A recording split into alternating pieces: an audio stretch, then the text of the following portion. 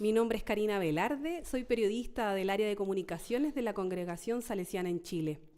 Me encuentro en el estudio del Centro Multimedial Cheteratole para conversar con el Consejero General para la Comunicación Social, el Padre Fidel Orendain. El Padre Fidel es oriundo de Filipinas, salesiano sacerdote, estudió espiritualidad salesiana en Berkeley, también tiene una maestría en comunicación de la Universidad de Georgetown, y además es doctor en comunicación de la Universidad de Filipinas. Fue elegido Consejero General para la Comunicación Social en el último capítulo general 29, celebrado en Turín el 2025. Para que sea más fluida esta conversación, esta entrevista se realizará en inglés con subtítulos en español. Father Fidel, thank you so much for your time. Welcome to Chile. Thank you, Karina. I also thank the multimedia team of Cheteratole of the Salesian province of Chile for having me here. Thank you so much. Before we start this interview, we want to know if it's your first time in South America. It is not. I've been to Brazil before. I've been to São Carlos, and it was an eye-opener. Before you came to Chile, you visit Argentina. Sí. Tell us about this visit. Like the visit in Chile, I met with the Salesian teams of Argentina. The North and the South came together for us to have a meeting. And it was quite a beautiful encounter because I got to know more their work up close. And more importantly, I got to know the people who were behind the many products that I've actually been reading and I've been watching. And I was very much amazed of what they do. I also got to know the Salesian Youth Ministry programs of the South.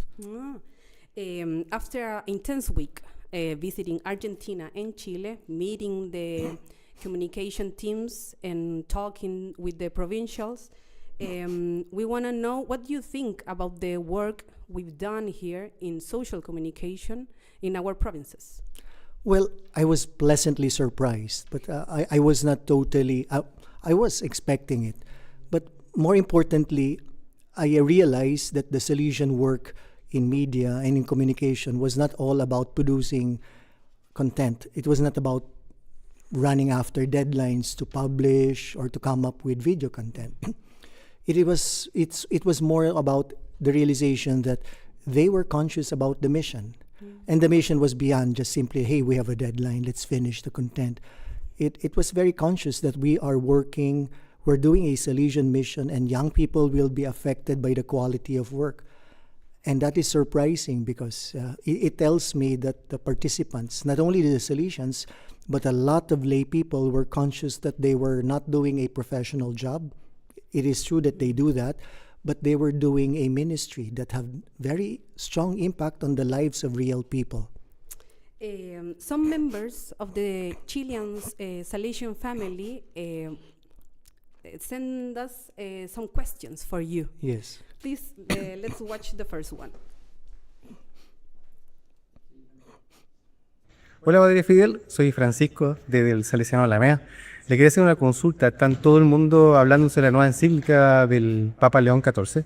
Me gustaría saber cuáles son sus reflexiones sobre lo que dice el Papa y la inteligencia artificial. Thank you very much. That encyclical is timely and it is quite urgent. But I appreciate the take-off of Pope Leo that he does not begin and continue to emphasize technology in that encyclical. He concentrates on the human person, that the value of the human person. And it is quite amazing for him to do that because like Pope Francis, who was already looking into the effects of technology on the ministry and the church and the society at large, the reminders are actually very concrete. It is not just about presenting a theological or a church framework.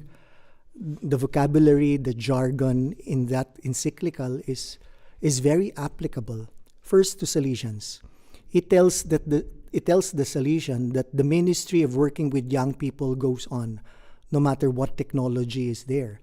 It asks the Salesian not necessarily to throw their tradition, but to see how Salesian ministry can be applied in the changing realities of technology, but more importantly with artificial intelligence.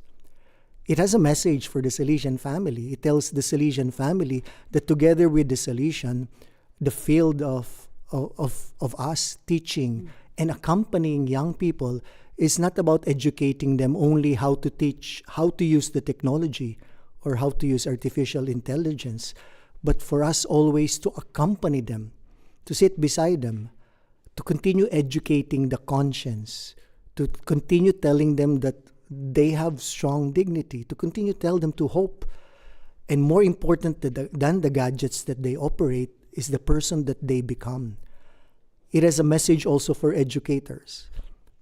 That beautiful document tells the educators, sometimes you might feel that artificial intelligence is taking over your role of the teachers, but only teachers, only real persons can educate, accompany, and understand consciences. Only real education, whose education begins from the heart, could actually communicate love, compassion. Such virtues are palpable. Young people can feel if an educator loves them. When a young person scrolls or swipes a tablet after asking a question, he doesn't feel the person communicating the message. But when a young person looks and listens deeply into the questions being answered by a teacher, that young person will feel loved. And Don Bosco reminded us that education is a matter of the heart. Yes. And finally, to young people, the Pope reminds the young people that not to let artificial intelligence or questions being answered by the technology to dictate their identity and the purpose of why they were born. And this happens in a good conversation with people. I mean, taking in from the wisdom of real people is important, from their parents, from their teachers, from their Salesian fathers and friends. Yesterday we talked and you told us about the addiction of technology. We want to know if we are communicators or educators or Salesian family, we can help to the young people to this addiction. Yes, the frequency and intensity of use of technology is actually getting to be alarming. Like, it's not only about for young people, it's for almost every citizen. We wake up and the first act we do is to see and scroll our messages. Yes. And this habit goes on during the day.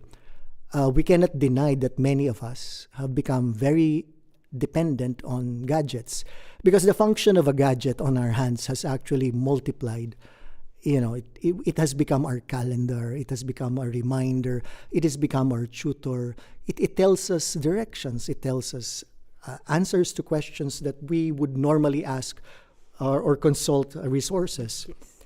And so the danger is actually not being able to isolate and tell ourselves, like, let me park first my gadget, let me have a timeout with my gadget so that I could do stuff, so that I could look up and not be staring at the screen.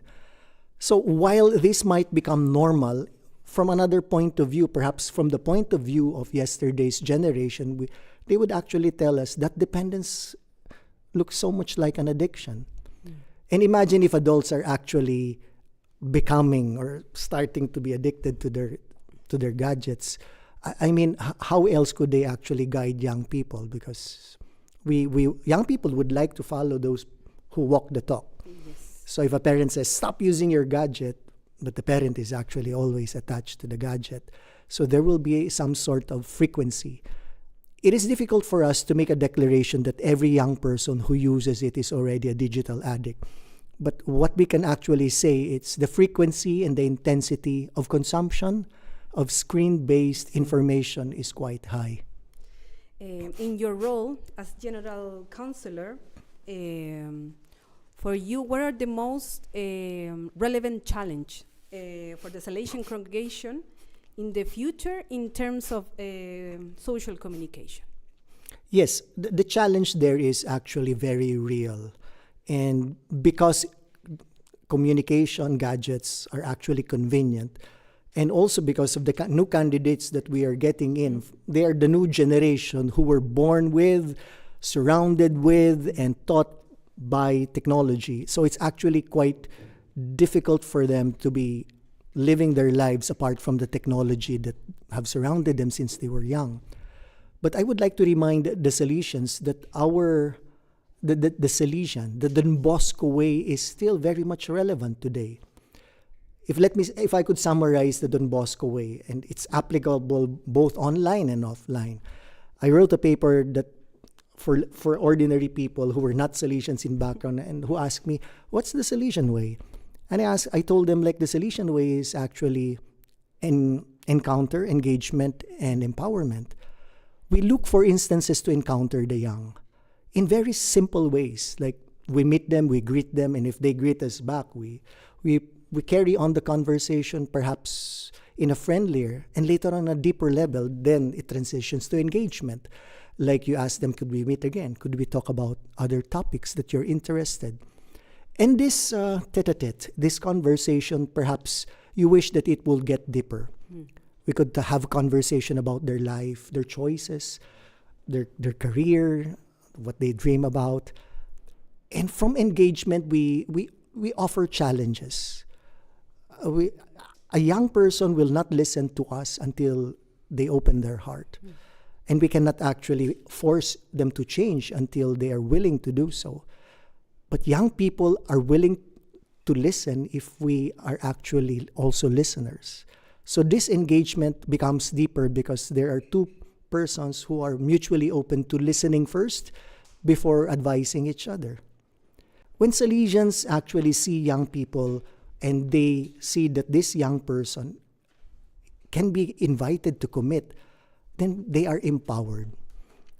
Salesian encounter and engagement with young people never stops on just education. It tells the young person that they can be leaders. But to do that, we need to empower them, to give them the dynamics that how do we become leaders? So what they encountered, what the experience that they had with Salesians, they could actually repeat to other young people. We don't wait for them to be adults to be leaders. We already actually tell them at this stage in your life, people will follow you.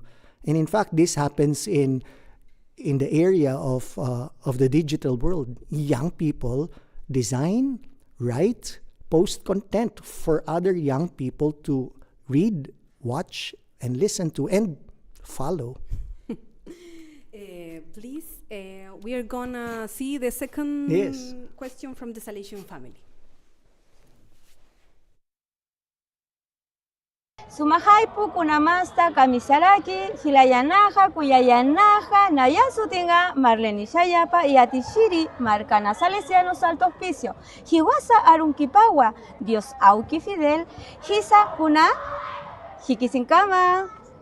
¿Cómo ve usted el diálogo entre fe y cultura digital, especialmente en las nuevas generaciones?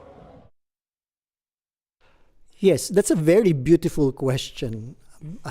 The dialogue between faith and culture in the digital world is something that we don't have at this time fixed answers because, well, we do know our faith, and our faith, our doctrines are solid and irrevocable. They don't change pretty much.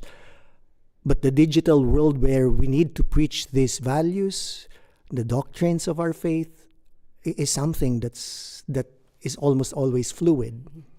Some young people will never ask a teacher or a priest of certain things. They will consult Google, they will consult an AI, ChatGPT, Perplexity for answers that they need for questions that they need quick answers. And this is also one thing that we have to ask young people. Like, faith is not something that you just want to have quick answers. Faith is something that you would want to experience. So if you ask a question about your faith, also be willing to experience that answer. The digital culture might not allow you to have that experience. It will give you answers. But the experience of when you say, is Jesus in the Blessed Sacrament? And you say yes. That's just a yes or no. But the Salesian answer to that is, would you like to experience that presence? So our job as educators and people in the Salesian ministry is to explain to them what is found in real life, what answers or what encounters need to be felt, need to be not only experienced, but also like shared when they experience is to share it to others. So the digital culture can provide information, but only a real encounter with a Salesian will provide a life-changing experience. In your message to the provincial superiors, you affirm that communication is a true theology of communion and a ministry of dialogue. How can communicators embody the gospel message to build real and fraternal communities? Well, I felt that I had to write to the provincials to explain what social communication is all about, because there is a tendency to see that the communication is simply a tool. It is a tool, in fact. But in the Salesian tradition, it's bigger than just being a tool. What I'd like to say here is, many times I've seen provinces put communication in an office. Like there are people in charge of communication. But every Salesian family member, and even Salesian youth need to realize that we are called to be communicators. That we communicate for the purpose of building communion. That we communicate also for the purpose of establishing collaboration with those who have the same mind as us. So beyond providing for the equipment and the facilities of the offices of whoever they will put in charge, it is to make sure that they allow these people to convince the Salesians that every Salesian is in fact a communicator, not necessarily by the production of content, but by the witness of their lives.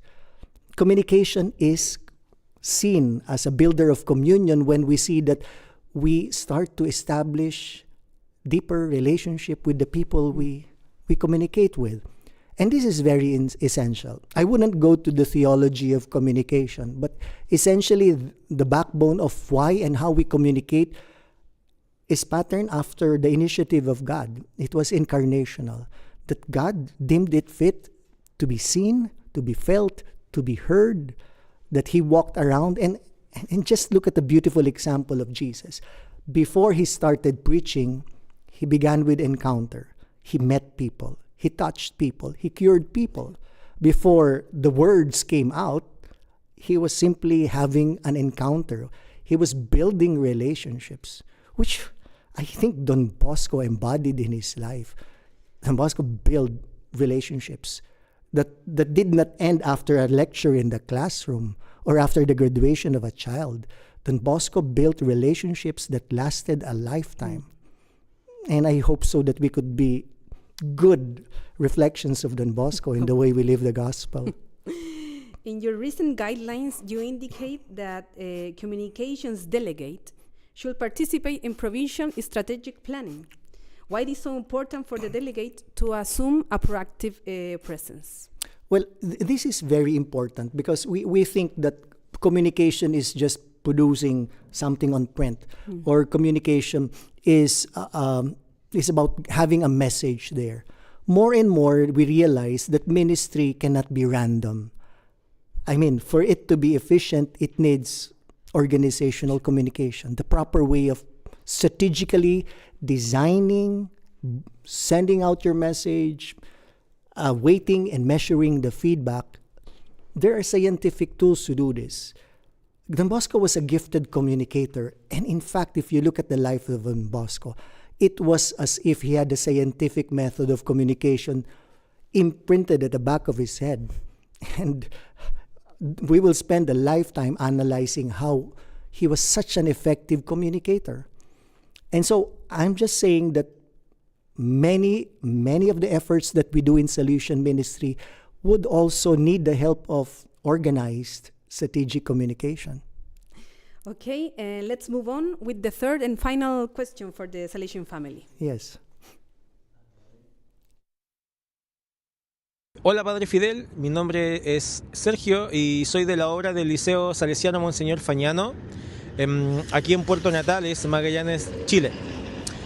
Tengo una pregunta para usted que es redes sociales, juegos, inteligencia artificial. ¿Cómo nos relacionamos con estos mundos para mantenernos cerca de los jóvenes?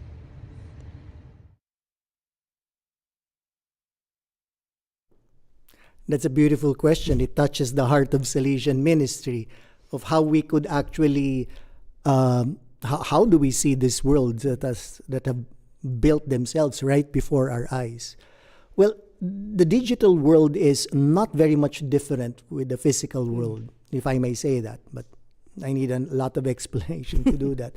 But the truth here is, as I said already, some of the Salesian principles that apply outside, on-site and off-site still actually apply there.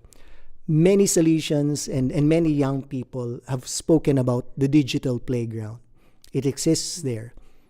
But we'll have to say that, yes, it is a digital playground. It is not the world that you should stay in for a very long time, because the real world is still outside.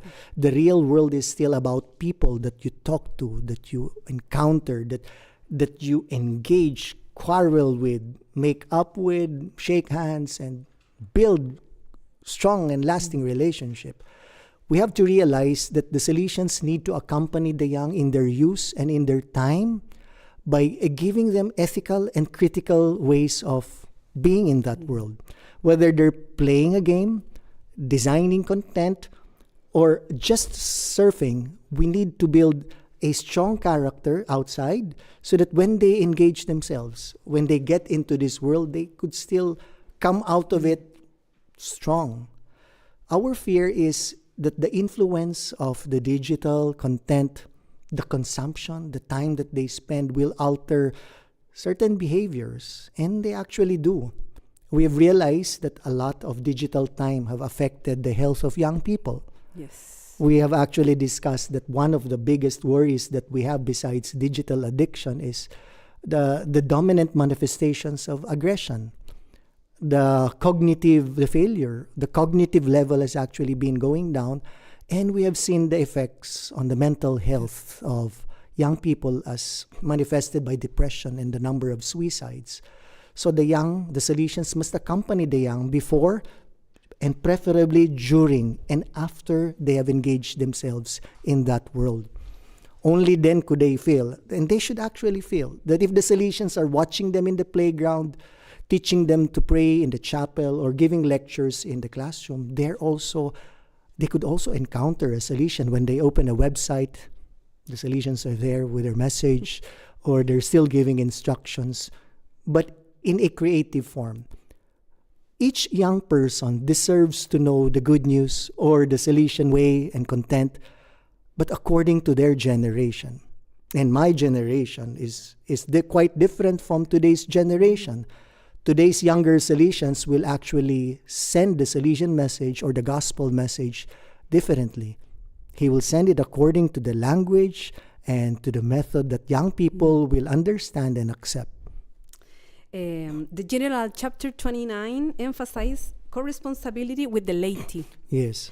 From your perspective, what role do lay professionals play in communications and co-leadership for our church and congregation? Yes. The Salesian family, the Salesian family in terms of having lay people as partners still have to grow into this reality. For several provinces that we have visited, the collaboration between lay and Salesians are actually admirable and quite deep. it should not be that the Salesians will work with the lay people because our numbers are getting few, or let's press the emergency button and the door opens, the lay come in to take over. Well, it has happened in many cases. But in Don Bosco's vision, it was always hand in hand, that the Salesian mission was always incomplete if the layperson was not there. The Salesian cooperators, the past pupils, and so on and so forth. We need to see ministry as a family, but not only as an emergency button. But more importantly, the lay people they would have very strong contributions to the ministry. They have a perspective that Salesians might have forgotten or they need to be reminded of.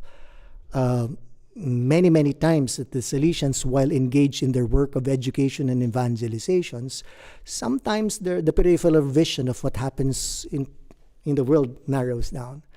And the lay people can actually provide them with a good view of the world. But secondly, also, the lay people have some expertise that can be provided for. A lot of our formation in the seminary dealt with allowing us to have good character, following the dimensions of pastoral education, spiritual inputs, psychosexual orientations, and everything. But the lay people have something that we never studied.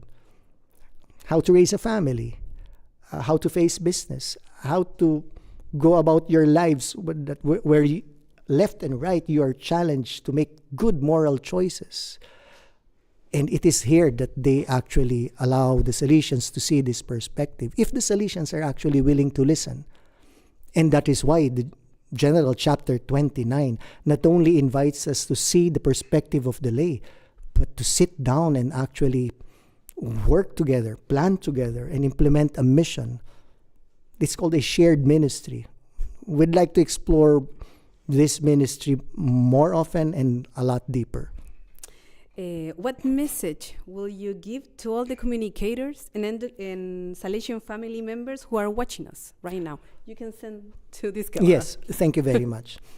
Well, to the Salesian communicators all over the world, the Salesian communication ministry is a beautiful ministry, not because it is something new.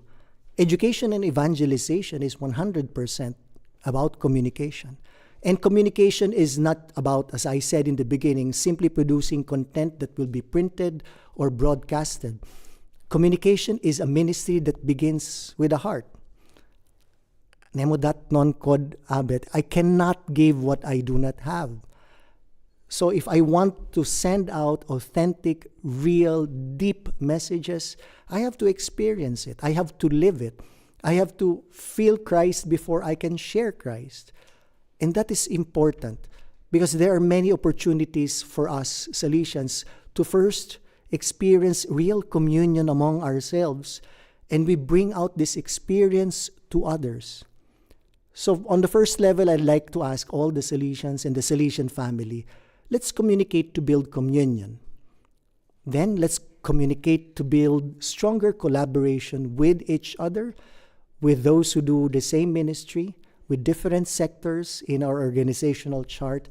Then let's commit to guiding people how to experience, but also how to engage in real, authentic communication that spreads the gospel, not through words, not through print, but through witnessing. Thank you so much for your message. Yesterday, we watched with the communication team the first episode of an animated series, The Salesian Missions in America, that the project produced here in Chile. And next year, we are going to celebrate the 140th anniversary that Salesians arrived to Chile. Oh, yeah. And we want to know what you think about projects like this in particular, and what do you think about that milestone? First, congratulate. That project is really beautiful. It was fun to look at. It was very creative. It spoke to both the adults and to young people. Producing projects that tell about the past. It's not simply producing something that speak about history, but it speaks to memory. And memory is not something like having a nostalgia for the past, like this was who we are. But producing projects like this stirs up the heart and tells young people this was the past. And hopefully it could stir in you a calling. It could actually be stirring in you and you being more sensitive to the voice about if this happened in the past, what is this past telling you? So it has to move from memory to a moment of decision. And truly, many vocations, many people who stood up and say, I want to commit a portion of my life, or perhaps the whole of my life, to making a difference as a Salesian, as a volunteer, or simply as a good man in the world. It begins with people or a message that inspires them. This is a beautiful message. And hopefully, I do pray, and I'm very eager to watch the next episode of this, not only for myself, but I am actually eager to share it with the Salesian world. So please, inform us when this project is out. I'm not only going to watch, I'm going to share it with the General Council. I'm going to share it with as many provinces who are just willing to watch. And I'm sure they'll be very willing to watch and listen and watch about the history of Chile, which is such a beautiful history. Father Fidel, for end this interview, we want to know if you had a dream for the social communication in the Salesian congregation. Yes, the dream is, I have a long list of dreams, but I'd like to concentrate on just one. That for us to understand the true meaning of communication. That for us Salesians, it is not just about gadget management. It is not just for us being expert and effective or efficient in the use of the modern means of the emerging media. That communication is an identity marker. The Salesian cannot not be a communicator, which means he has to know, develop his skills, and form the right attitude to conquer his fear and put himself out there, reach out with a message to as many young people as possible. Let us not isolate it like we now have a communication office. We're good.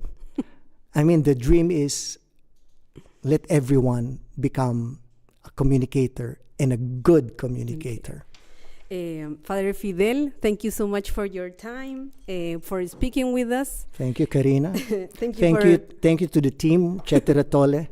Thank you so much, and thank you for learning about the work we've done here. And we hope that Don Bosco will accompany you for your work. Yes, we hope so. I am very sure he is there, and I'm very sure that Don Bosco is smiling at your work. Thank you so much. With 2 thumbs up, with a smile. Muchas gracias a todos los que han visto esta transmisión en vivo. Esperamos que este espacio de conversación sea un aporte para reflexionar sobre el trabajo que hacemos día a día en la comunicación, que va en pos de la misión salesiana en Chile y en América. Los dejamos con el primer capítulo de la serie Misiones Salesianas en América. Y nos vemos en otro espacio.